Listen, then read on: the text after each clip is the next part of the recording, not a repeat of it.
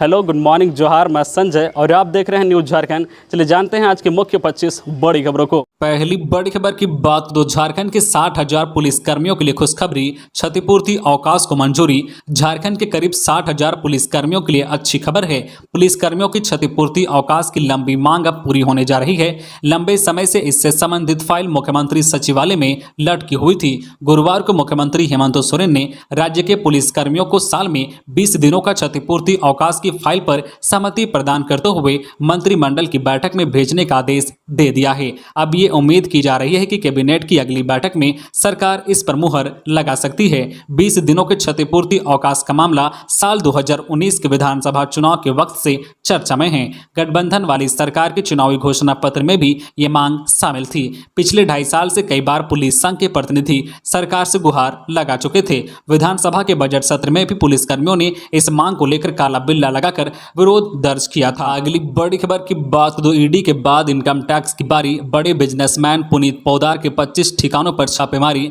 झारखंड के बड़े बिजनेसमैन कपड़ा व ऑटोमोबाइल कारोबारी पुनीत पोद्दार, उनके भाई Pankaj Poddar, chartered accountant NK Kejriwal व इनसे जुड़े 25 ठिकानों पर आयकर विभाग झारखंड की टीम ने गुरुवार की सुबह करीब 8 बजे से छापेमारी शुरू कर दी है। यह छापेमारी 2 दिन और चलने की संभावना है। अब तक की छापेमारी में आयकर विभाग ने यह दावा किया है कि इन व्यवसायी बंधुओं के ठिकानों से करोड़ों रुपए नकदी के अलावा निवेश लेन देन के दस्तावेज मिले हैं, जिसकी जांच की जा रही है। आयकर विभाग की टीम बरामद रुपयों के स्रोतों के बारे में जानकारी ले रही है।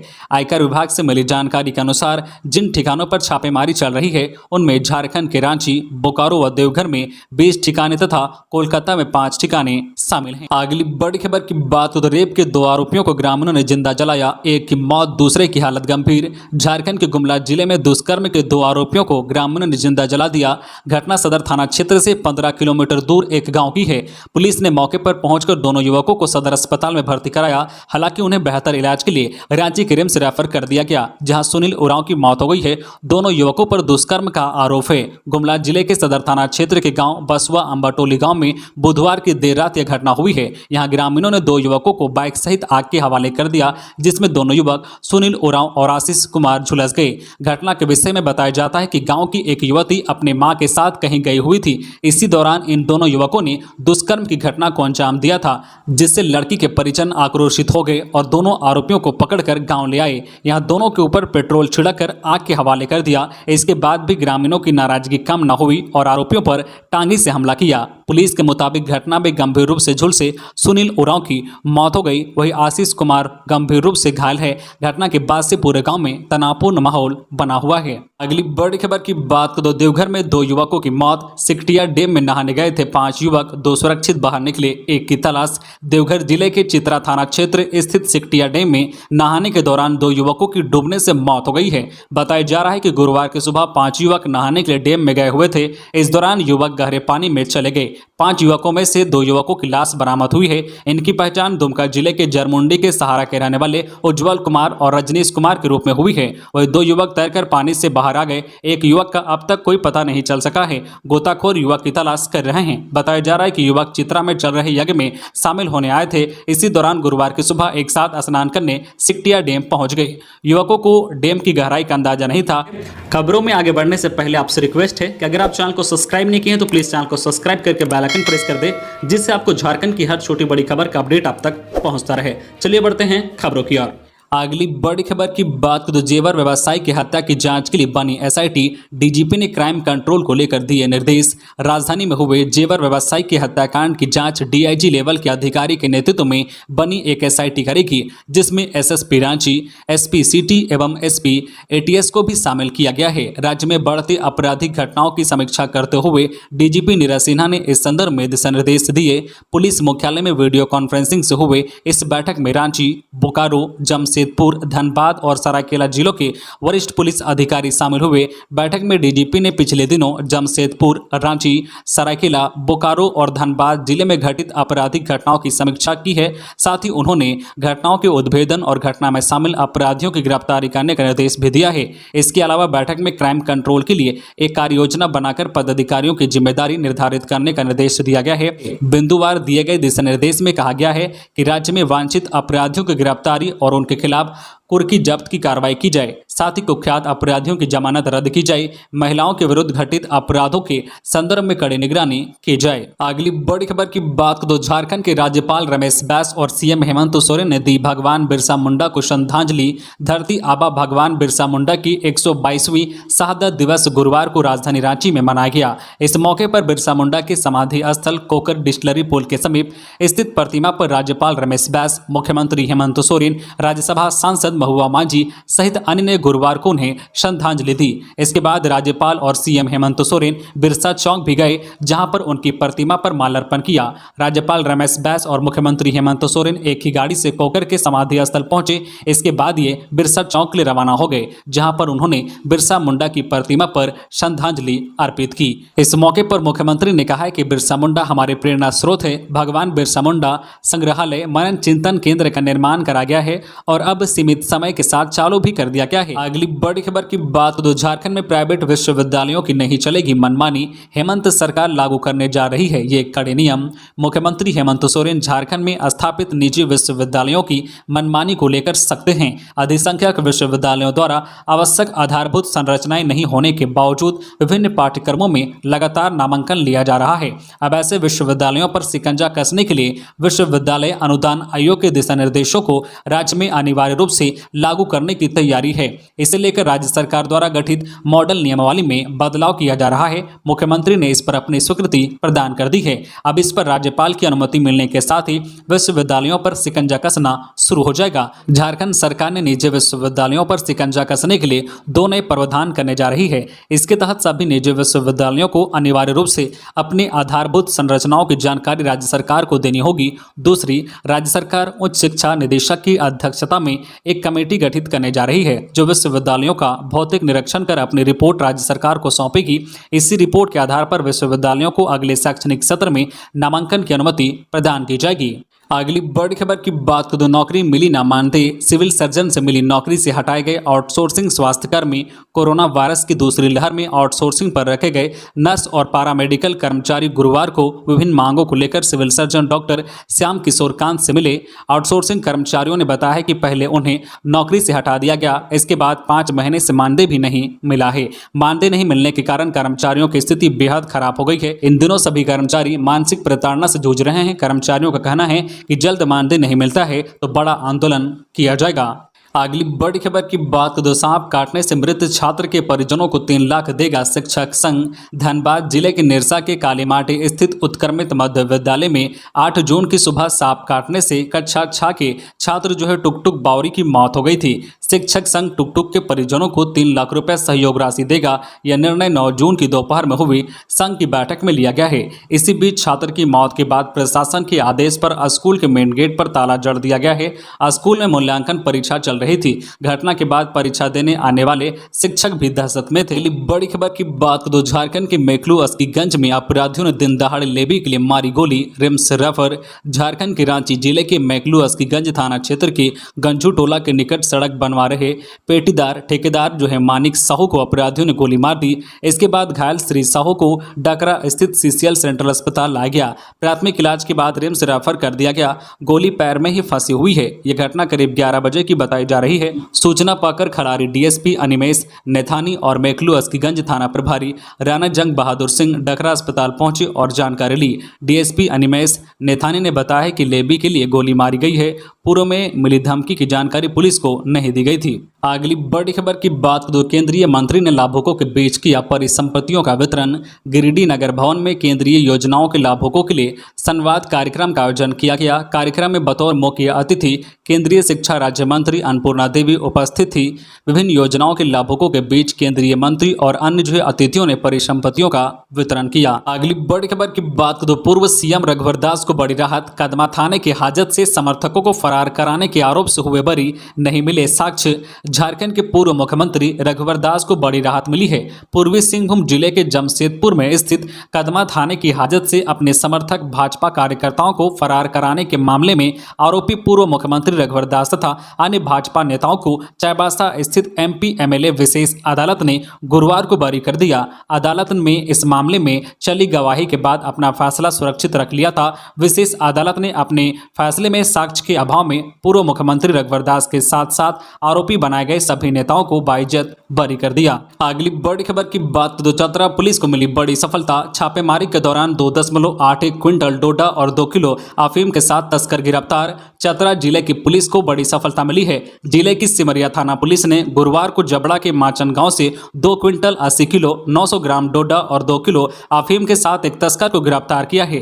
गिरफ्तार तस्कर की पहचान जबड़ा माचन गांव निवासी सेवक गंजू के रूप में हुई है। जानकारी एसडीपीओ अशोक कुमार प्रियदर्शी ने सिमरिया थाने में पत्रकारों को दी है। एसडीपीओ ने बताया कि पुलिस अधीक्षक राकेश रंजन को गुप्त सूचना मिली कि माचन गांव के सेवक गंजू के यहां भारी मात्रा में अवैध रूप से अफीम और डोडा रखा हुआ है। सूचना के आलोक में एक छापेमारी टीम का गठन किया गया। टीम ने तस्कर के घर पहुंचकर छापेमारी की। इस दौरान तस्कर के घर के कमरे के छज्जे में अवैध 25 प्लास्टिक बोरा में डोडा और अफीम बरामद किया है। इसके बाद तस्कर को गिरफ्तार किया गया।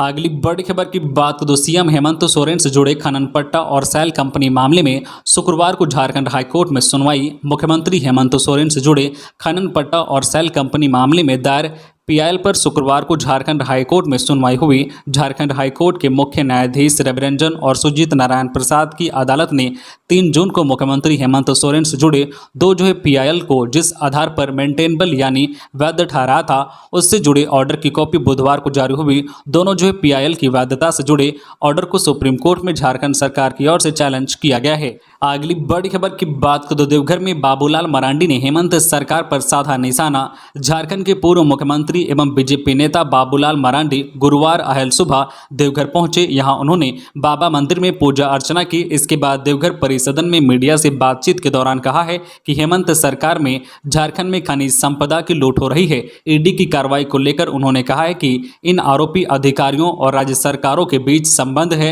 बाबूलाल मरांडी ने एक बार फिर हेमंत सरकार पर निशाना साधा है। उन्होंने हेमंत सरकार पर आरोप लगाते हुए कहा है कि पिछले 2.5 साल में हेमंत सरकार ने कोई विकास का काम नहीं किया है। वर्तमान सरकार सिर्फ बालू, पत्थर और कोयला का दोहन कर आर्थिक लूट करती आ रही है। यही कारण है कि केंद्रीय एजेंसी अपना कर्तव्य निभा रही है, जिसका प्रमाण आईएएस अधिकारी इनके सीए प्रेम प्रकाश को ईडी ने साबुत के साथ पकड़ा है। इन पर ईडी द्वारा हो रही कार्रवाई और परत दर परत खुल रहे लूट के खेल को लेकर राज्य सरकार को तकलीफ क्यों हो रही है। अगली बड़ी खबर की बात करो, गिरिडीह के बेंगाबाद में सनसनीखेज वारदात। शौच के लिए जा रही महिला हुई सामूहिक दुष्कर्म की शिकार। शोर सुनकर पहुंचे परिजन, आरोप पीड़िता को जलाया। झारखंड के गिरिडीह जिले के बेंगाबाद थाना क्षेत्र के महुआर पंचायत में सनसनीखेज मामला सामने आया है। आरोप है कि सामूहिक दुष्कर्म की शिकार हुई एक महिला के परिजनों ने पीड़िता पर ही केरोसिन तेल छिड़ककर आग लगा दी। पुलिस ने पीड़िता के बयान के आधार पर घटना में संलिप्त बताए जा रहे महिला के पति के भाइयों को हिरासत में लिया है। परिवार दावा कर रहा है कि लोक लाज के भय से महिला ने खुद ही आत्महत्या की कोशिश की है। पीड़ित महिला का इलाज सदर अस्पताल में चल रहा है। जानकारी के अनुसार बेंगाबाद थाना क्षेत्र के एक गांव की महिला ने नगर थाना के अवर निरीक्षक अमित कुमार के समक्ष दिए बयान में कहा है कि वह रात में शौच के लिए निकली थी। इसी दौरान गांव के ही सुनील चौधरी और एक और व्यक्ति ने उसे पकड़ लिया। उसके बाद जबरन उसे घर से कुछ दूरी पर ले जाया गया, जहां दोनों ने कई बार दुष्कर्म किया। महिला ने बताया है कि उसने किसी तरह से शोर मचाया तो गांव के कुछ लोगों के अलावा उसके पति के 2 भाई भी वहां आ गए। इन लोगों ने दोषियों को सजा देने के बजाय उल्टे पीड़िता के साथ ही मारपीट की। वह इतने पर भी नहीं रुके तो इसके बाद महिला के शरीर पर मिट्टी का तेल छिड़ककर आग लगा दी। अगली बड़ी खबर की बात करो, 433 मतदान केंद्रों पर 14 प्रत्याशियों के भाग्य का होगा फैसला। मांडर विधानसभा उपचुनाव में 14 प्रत्याशी चुनावी मैदान में हैं। गुरुवार को प्रत्याशियों के नाम वापसी के आखिरी दिन एआईएम के प्रत्याशी शिशिर लकड़ा ने नाम वापस लेने और 4 प्रत्याशियों के नामांकन अस्वीकृत होने के बाद अब इस चुनाव में 14 प्रत्याशी चुनाव मैदान में डटे हैं। 23 जून 2022 को मांडर विधानसभा का उपचुनाव है। इस संबंध में जिला निर्वाचन पदाधिकारी सह उपायुक्त रांची ने पत्रकारों से बात करते हुए कहा है कि गुरुवार को 66 मांडर विधानसभा उपचुनाव के नाम वापसी के आखिरी दिन था। उन्होंने कहा है कि इस उपचुनाव के लिए 433 मतदान केंद्र बनाए गए हैं। इन मतदान केंद्रों के लिए 1732 मतदान कर्मियों की जरूरत होगी। साथ ही 25% रिजर्व के साथ कुल 2164 मतदान कर्मियों की जरूरत होगी। वही 433 मतदान केंद्रों के साथ 4 सहायक मतदान केंद्र भी बनाए गए हैं। अगली बड़ी खबर की बात तो झारखंड के पलामू में रिकॉर्ड तोड़ गर्मी का सितम। 12 दिन 45 डिग्री पार रहा पारा। पलामू जिले में इस साल रिकॉर्ड तोड़ गर्मी पड़ रही है। गर्मी से आम जनजीवन प्रभावित हो गया है। 10 बजे के बाद बाहर निकलना मुश्किल हो गया है। पलामू में गर्मी का अंदाजा इसी से लगाया जा सकता है कि 1 जून से 8 जून के बीच 4 दिन तक पलामू का अधिकतम तापमान 45 डिग्री सेल्सियस से अधिक दर्ज किया गया है। अब तक 12 दिन 45 डिग्री सेल्सियस से ऊपर तापमान रहा है। 1 अप्रैल से 8 जून तक 43 दिन 42 डिग्री सेल्सियस से ऊपर तापमान दर्ज किया गया है। 30 अप्रैल व 15 मई को अधिकतम तापमान 46 डिग्री सेल्सियस से ऊपर दर्ज किया गया है। अत्यधिक गर्मी के कारण जलस्तर नीचे जाने से पेयजल संकट से लोग जूझ रहे हैं। अगली बड़ी खबर की बात तो पूजा सिंघल की जमानत का जुगाड़ सेट कर रहे वकील। जेल से बाहर आने को तड़प रही आईएएस मैडम।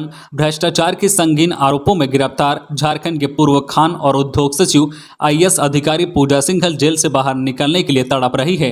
पल्स अस्पताल वाले पति अभिषेक झा की अगुवाई में अंदर खान ने पूजा की जमानत अर्जी दाखिल करने की तैयारी हो रही है। इसके लिए पूजा सिंघल अपने खराब स्वास्थ्य को आधार बना सकती है। पूजा ने ईडी की विशेष अदालत के जरिए जांच एजेंसी प्रवर्तन निदेशालय से 14 दिन की रिमांड अवधि के दौरान उनकी मेडिकल चेकअप की डिटेल रिपोर्ट मांगी है, ताकि वह अपना बेल पिटीशन दाखिल कर सके। खास बात यह है कि बीते दिन ही ईडी कोर्ट ने पूजा सिंघल की न्यायिक हिरासत की अवधि 14 दिनों के लिए बढ़ाई है। अब वे 22 जून तक जेल में ही रहेंगी। पूजा सिंघल ने कोर्ट से अपनी दवाइयों की लिस्ट भी उपलब्ध कराने को कहा है। अगली बड़ी खबर की बात करें तो योद्धाओं के स्थानों को विकसित करने के लिए जनजातीय मंत्रालय राशि देने को तैयार। अर्जुन मुंडा। भगवान बिरसा मुंडा के शहादत दिवस पर गुरुवार को केंद्रीय मंत्री शाह खूंटी सांसद अर्जुन मुंडा खूंटी के उलुहातू और डोंबारू बुरु पहुंचे। इस दौरान उन्होंने कहा है कि उलगुलान सिर्फ अंग्रेजों के खिलाफ नहीं हुआ था, बल्कि भविष्य को भी सुरक्षित रखने के लिए हुआ था। योद्धाओं के स्थानों को विकसित करने के लिए जनजातीय मंत्रालय राशि देने को तैयार है। साथ ही कहा गया है कि कोई भी समाज तभी आगे बढ़ता है जब वे अपने पूर्वजों के इतिहास को बरकरार रखता है। अगली बड़ी खबर की बात तो हेमंत के नाम बाबूलाल की चिट्ठी। लुटेरों को उनके हाल पर छोड़िए, खजाना वकील पर मत लुटाइए। भाजपा विधायक दल के नेता और पूर्व मुख्यमंत्री बाबूलाल मरांडी ने इंटरनेट मीडिया पर फिर एक पोस्ट साझा कर झारखंड के मुख्यमंत्री हेमंत सोरेन पर बड़ा सियासी हमला बोला है। मुख्यमंत्री पर कई गंभीर आरोप लगाए हैं। बाबूलाल मरांडी पिछले कई दिनों से मुख्यमंत्री के विरोध में पोस्ट लिखकर साझा कर रहे हैं। गुरुवार सुबह उन्होंने ट्वीट कर झारखंड में खराब कानून व्यवस्था का आरोप लगाते हुए हेमंत सोरेन की खिंचाई की थी। जमशेदपुर और रांची और अन्य जिलों में पिछले कई दिनों में हुई हत्याओं का मामला उठाया था। इसके बाद कुछ घंटे बाद उन्होंने मुख्यमंत्री हेमंत सोरेन के नाम संबोधित एक चिट्ठी फेसबुक और ट्विटर पर लोगों से साझा किया। इस चिट्ठी का तेवर काफी तल्ख नजर आ रहा है। इसमें मुख्यमंत्री ने कई बड़े शब्दों का प्रयोग किया है। अगली बड़ी खबर की बात तो केंद्रीय गृह राज्य मंत्री अजय कुमार मिश्रा ने किया भगवान बिरसा मुंडा की प्रतिमा पर माल्यार्पण। धरती आबा की पुण्यतिथि पर केंद्रीय गृह राज्य मंत्री अजय कुमार मिश्रा ने गुरुवार को बिरसा पार्क अनगढ़ा में भगवान बिरसा मुंडा की प्रतिमा पर माल्यार्पण किया। इस मौके पर उन्होंने कहा है कि भगवान बिरसा मुंडा और उनके जैसे लाखों क्रांतिकारियों के बलिदान के बाद देश स्वतंत्र हुआ है। वे हमारे लिए क्रांति के प्रतीक हैं। तो ये थी आज की झारखंड की टॉप बड़ी खबरें। इसी तरह झारखंड की हर छोटी बड़ी खबर देखने के लिए आप हमारे चैनल न्यूज झारखंड चैनल को सब्सक्राइब करके बेल आइकन प्रेस कर दीजिए, जिससे आपको झारखंड की हर छोटी बड़ी खबर का अपडेट आप तक पहुंचता रहे। तो आज के लिए बस इतना ही। हमें दीजिए इजाजत, फिर मिलते हैं नेक्स्ट न्यूज में।